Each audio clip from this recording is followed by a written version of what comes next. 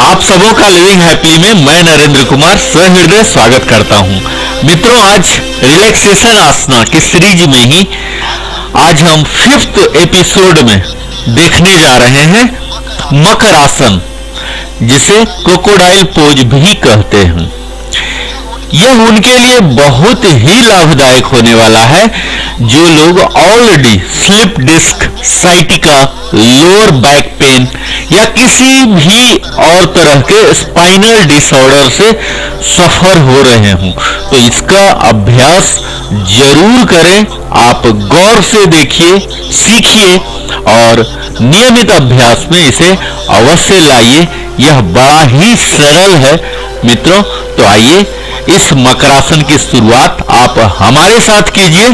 इसकी शुरू करने के लिए हमारा प्रारंभिक स्थिति है, हम पेट के बल सपाट लेट जाएंगे, अपनी कोहनियों को जमीन पर रखते हुए उनके सहारे ही अपने सिर और कंधों को उठाएंगे और ठुड्डी को हथेलियों पर टिका देंगे।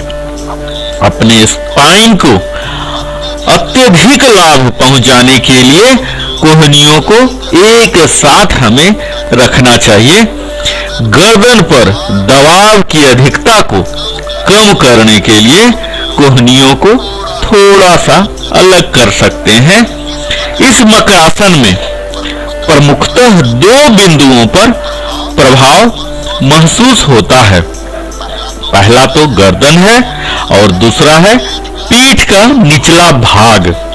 यदि हम अपने कोहनिये सामने वक्ष से अधिक दूर रखें तो गर्दन में तनाव महसूस होता है, और यदि इन्हें वक्ष स्थल से बहुत निकट लाया जाए तो पीठ के निचले भाग में अधिक तनाव महसूस होता है। तो इस प्रकार हम अपने कोहनियों की स्थिति को अदल बदल कर हम अलग प्रभावित अंगों का चुनाव कर सकते हैं। कोहनियों की स्थिति को इस प्रकार हमें एडजस्ट करना है, समायोजित करना है कि इन दोनों बिंदुओं पर एक समान संतुलित प्रभाव पड़े। अगर आप आदर्श स्थिति की बात करें तो वह संपूर्ण मेरुदंड, हमारा कंप्लीट स्पाइन है, एक समान रूप से तनाव मुक्त हो जाता है। इससे हमारे संपूर्ण शरीर को शिथिल छोड़ देना है और आंखों को बंद रखना है। हमें अपने श्वासों को बिल्कुल सहज, सामान्य और लयपूर्ण रखना है। नेचुरल और रिदमिकल रखना है मित्रों। बड़ा ही आसान तरीके से, सामान्य तरीके से ब्रीथ इन और ब्रीथ आउट करना है। अगर इसके ड्यूरेशन की बात की जाए मित्रों, तो जितना देर तक संभव हो इतना देर तक आप कर सकते हैं।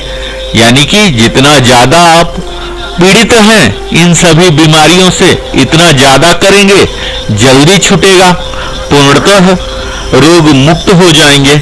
अर्थात जितना अधिक से अधिक संभव हो आप अपने समय की उपलब्धता के मुताबिक कर सकते हैं। सजगता की बात की जाए मित्रों, तो शारीरिक रूप से तो संपूर्ण शरीर को शिथिल करते हुए महसूस करना ही है।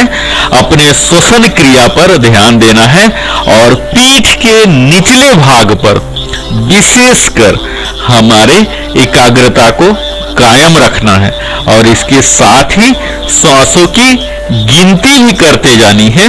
अपने संपूर्ण शरीर के शिथिलीकरण पर विशेष रूप से ध्यान देना है।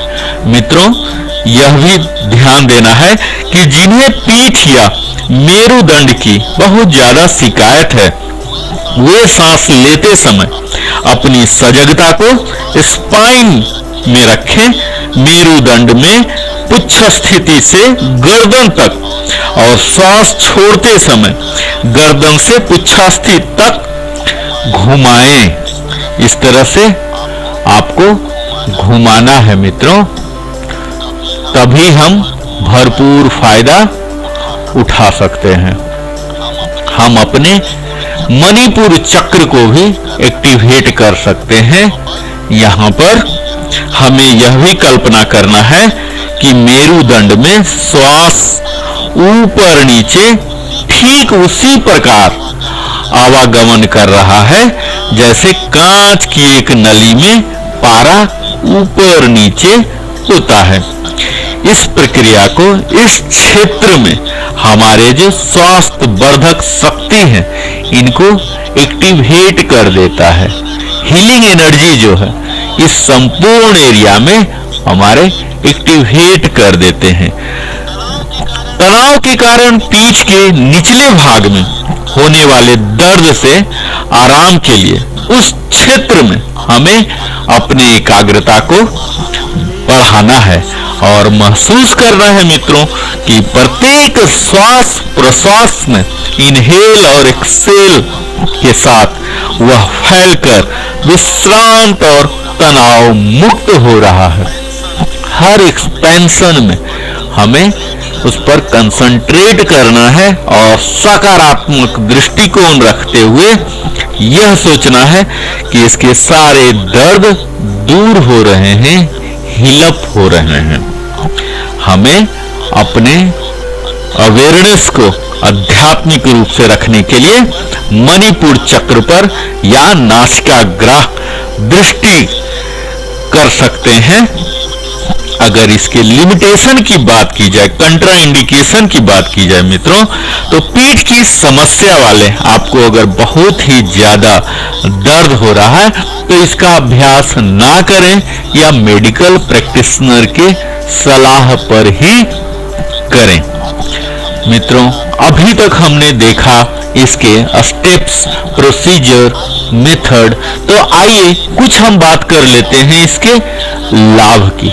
जैसा कि मैंने अपने भूमिका में ही बताया कि जो लोग slip disc, sciatica, lower back pain या किसी भी दूसरे प्रकार के स्पाइनल डिसऑर्डर से भुक्तभोगी हैं, उनके गड़बड़ी है, तो यह उनके लिए बड़ा प्रभावकारी होने जा रहा है। इन रोगों से पीड़ित व्यक्ति को आसन में लंबे समय तक अवश्य रहना चाहिए, तभी उनके कशेरु का स्तंभ जो वर्टिब्री कॉलम है उनको एक नेचुरल शेप मिलता है, वह एक स्वाभाविक आकार को ग्रहण करने में कामयाब होते हैं। और यह मेरुदंडीय तंत्रिकाओं जो हमारे स्पाइनल कोड हैं उनको भी ये दबाव से मुक्त कर देता है मित्रों। उनके अंदर जो न्यूरॉन्स हैं, न्यूरॉन्स को ये टेंशन फ्री कर देते हैं। इसके साथ ही अस्थमा जो कि दमा और फेफड़े के अन्य रोगों से भी पीड़ित हैं, उनके लिए यह सरल आसान नियमित रूप से करने से उनके श्वास की सजगता के साथ करना चाहिए, तब उन्हें और भी ज्यादा फायदा पहुंचेगा और उनके फेफड़ों में अधिक वायु का प्रवेश होना शुरू होगा और तब अस्थमा से भी निजात पा सकते हैं। तो आप देख पा रहे होंगे मित्रों कि यह इतना आसान सा आसन मकरासन, क्रोकोडाइल पोज हमारे लिए कितना लाभकारी साबित हो रहा है। आप हमारे साथ कीजिए और सारी तरह के slip disc, sciatica, back pain, spinal disorder और इसके साथ साथ लंग्स के भी किसी भी इरेगुलरिटी से हम निजात पा सकते हैं। तो मुझे उम्मीद है आप हमारे साथ कर रहे होंगे, सीख रहे होंगे और आप हमारे साथ अंत तक बने रहे। इसके लिए सप्रेम धन्यवाद नरेंद्र कुमार की ओर से।